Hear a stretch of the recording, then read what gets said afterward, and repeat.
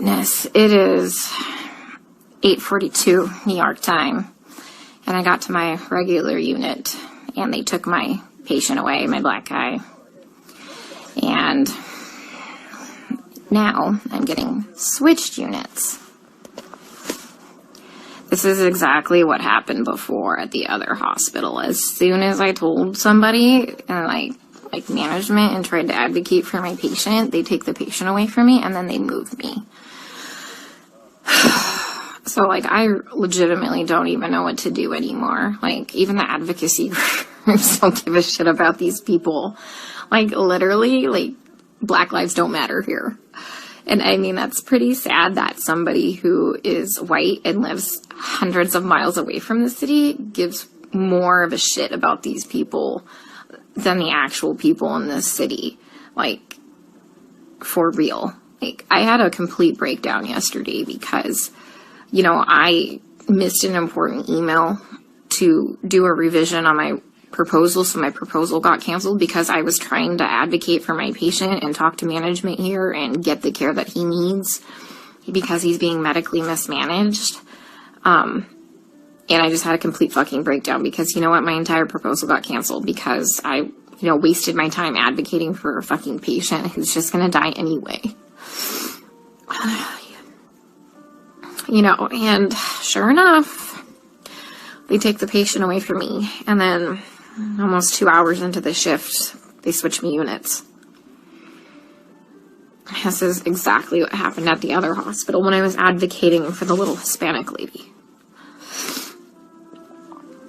You know, guys, here's the thing. Let me try and put things into context for you, okay? I know not everybody's gonna live. I'm not that fucking green or ignorant or, you know, bright-eyed and bushy-tailed to think that, okay? I know we're gonna have a shit ton of people die. But these people aren't dying from COVID. Let me give you several examples here. An anesthesiologist intubated the patient's, like, I think it was bronchi and of a patient, and they couldn't get the sats up, and for about 5 hours, like, we were waiting on a chest x-ray to confirm that the placement was wrong. And in the meantime, while we're waiting for that, and we've told the anesthesiologist that it was placed wrong, because, like, literally only one side of his fucking chest is, like, inflating, he dies. Okay? A patient had a heart rate of 40, and the resident started doing chest compressions on him, which is not what you do. You just externally pace them, or you know, give him some atropine. And then, you know, I run in there to stop him from doing chest compressions on somebody with a fucking pulse. And then he decides to push epi. He throws some pads on him to defibrillate the guy in bradycardia. Okay, he has a heart rate of 40 in a stable, you know, bradycardic rhythm. We just need to give him some atropine and pace him. He fucking defibrillates him and kills him. And I was literally ran out of, like, the patient's room to get, like, the director of nursing who was standing out there. And I'm like, can you stop him? He's going to kill that patient. He's going to kill that patient if he defibrillates him with bradycardia and a heart rate of 40. And the director of nursing just shook his head. And I turned around and he killed the dude. Okay? There was a nurse who placed an NG tube into some guy's lungs and filled his lungs with tube feeding. There was a nurse who confused a long-acting insulin with a short-acting insulin and gave 30 units of a fast-acting insulin and killed the guy.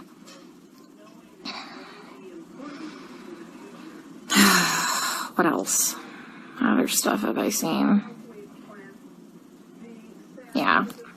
It's just here they're just gonna let them rot on the vent. They're medically mismanaging these patients. And, like, I'm not a doctor, guys. I'm not professing to be a doctor by any means. But there's, like I said, basic standards of care that we have to do. Like, when somebody's low on blood, like literally on the brink of a critical low blood level, we should replace the blood. But I asked the residents, and they're like, does he have internal bleeding? And I said, no. Then they're like, well, then we're not replacing the blood. Well, here's the thing. And these COVID patients, they all eventually need a blood transfusion. Their blood, like, if you don't have enough blood to actually oxygenate your body, the vent settings don't fucking matter, okay? They don't matter because you have no oxygen carrying capacity of your blood, okay?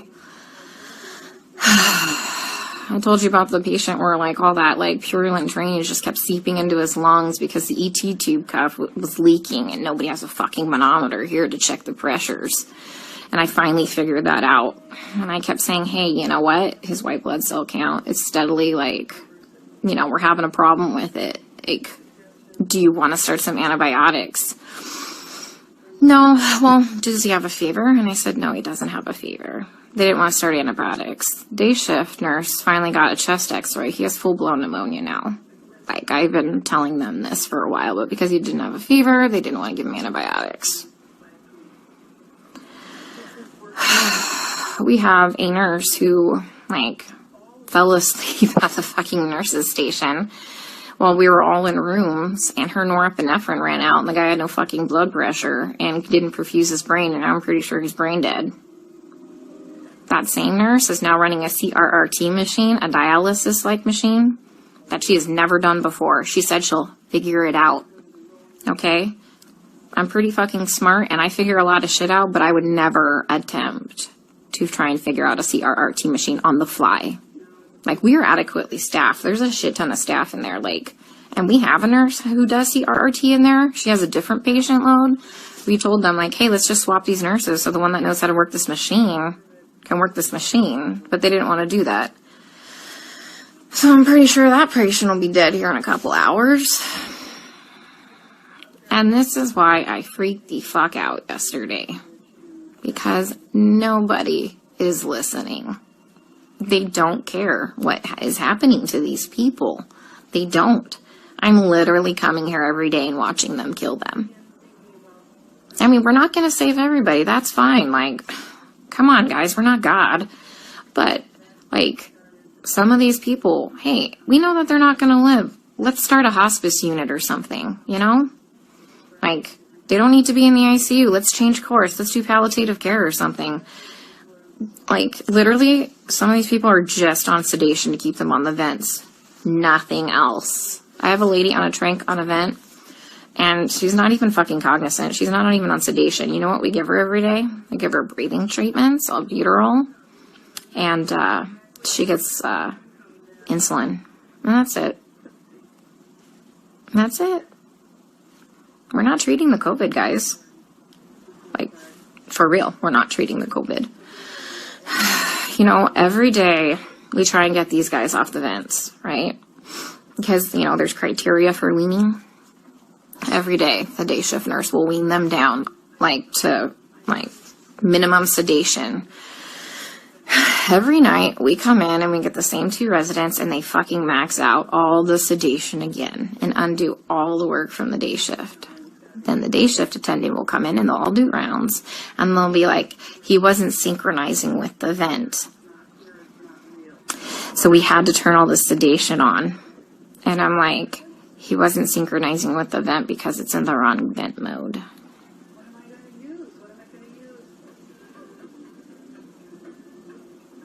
So, I legit don't even know what to do anymore. Like, I tried calling advocacy groups. I tried talking with management here, like the nursing admin. Like, nothing. Nobody's doing anything.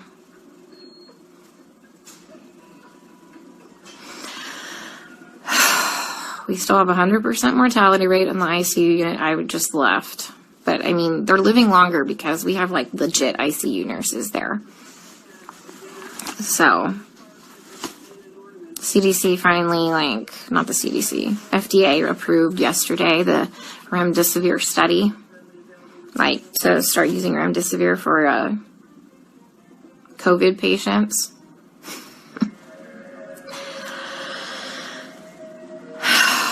Guys, I don't even know what to do anymore. And this is why I had a complete fucking breakdown. Like, I literally had to call my friend Lisa and FaceTime her, and she answered the fucking phone while she was in the shower because she, like, knew I was having a hard time to talk to her. because it's like going in the fucking Twilight Zone. Like, everyone here is okay with this. Look, the only way I can kind of put this into context for everybody is, and this is going to be kind of an extreme example, this is like really the only thing I can come up with, is like if we were in Nazi Germany and they were like taking the Jews to go put them in a gas chamber, I'm the one like there saying, hey, this is not good, this is bad, this is wrong, we should not be doing this. And then everyone tells me, hang in there, you're doing a great job, you can't save everybody, you're amazing, you're a great nurse. Guys, I know I'm a fucking good nurse. I know I go in there and I give it 500% every day.